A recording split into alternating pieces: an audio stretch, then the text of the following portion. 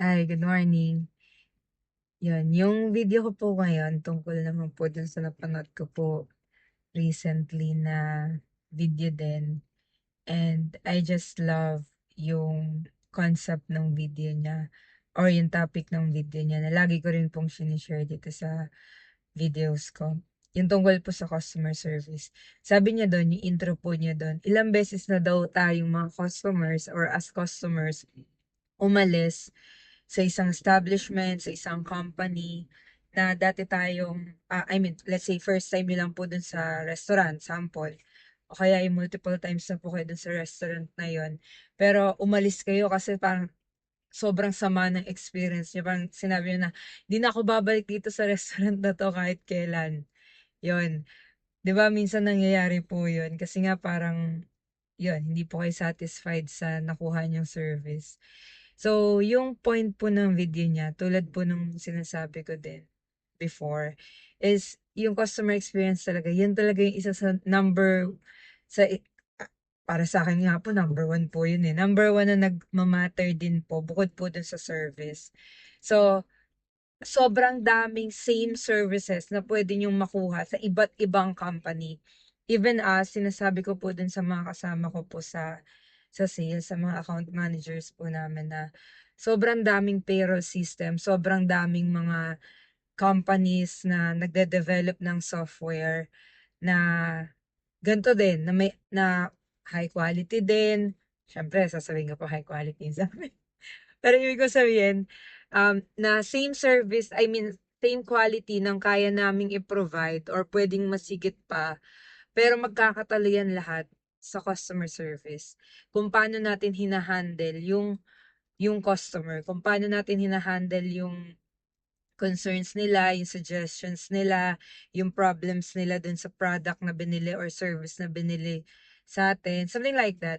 So, yung point po dun, parang usually po kasi, dahil nga po nade-develop na yung AI, ayaw na ng mga tao ganong humarap sa kapwa nila tao. Parang sinasabi nila, oh, AI na lang, AI din naman yung, or chatbot na lang kasi nga, mas madali din yun, mas marami kang ma-handle na customers.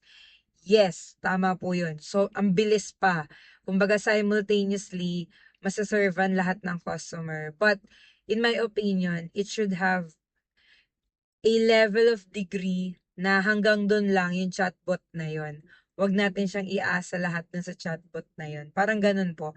Lalo na pag mga total escalation. So, yung AI po kasi hindi naman nila mare-replace yung feelings nating mga tao. Kung paano tayo gustong i-treat yung EQ natin. Syempre po, di ba?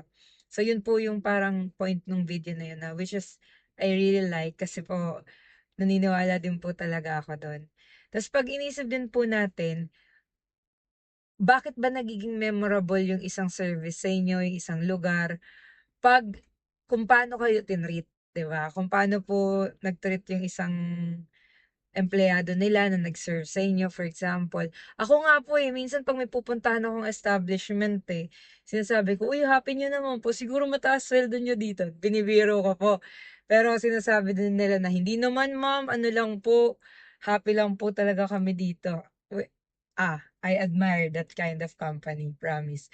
Sobrang gusto ko po yung ganong mga company na yung mga tao nila is happy, ibig sabihin, naaalagaan po sila ng tama, whether it's monetary, respect na deserve po ng lahat ng tao. So, something like that. So, parang ang ganda po ng gano'n, ang ganda. Kaya sa akin po, yun po yung parang importante talaga, yung customer service. So, lahat ng tao, part talaga yung customer service ng job nila. Even though, for example, sa side po namin, IT company. So, pwedeng sabihin ng mga developers po namin or software engineers na they don't need to have a customer service experience. Kasi, ano naman po sila, nagko-code lang naman po sila. Pero tingin ko po, hindi pa din. Kasi pag inisip mo yung customer service, yung customer mismo, kunyari po ako nagko-code, feeling ko mahihirapan siya dito sa part na to. So, isasuggest ko dun sa product owner na, uy, feeling ko mahihirapan siya dito, sure ba tayong ganito talaga yung gagawin?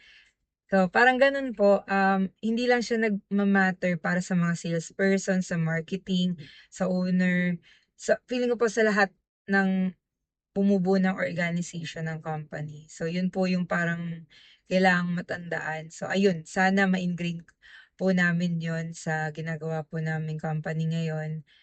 I really hoping na maging okay po yung service namin. Parang yung isa po naming client nung last time, nakakatuwa po kasi kahit na hindi pa okay yung sa kanila, kasi meron pa po silang hinihintay na feature from us, kasi po medyo specific po yung feature nila eh. And they are not yet paying anything. Pero ginagawa po namin yon. So, alam niyo, sila pa po mismo nagbayad kaagad. Nakakatuwa, nakakatuwa, nakakataba po ng puso.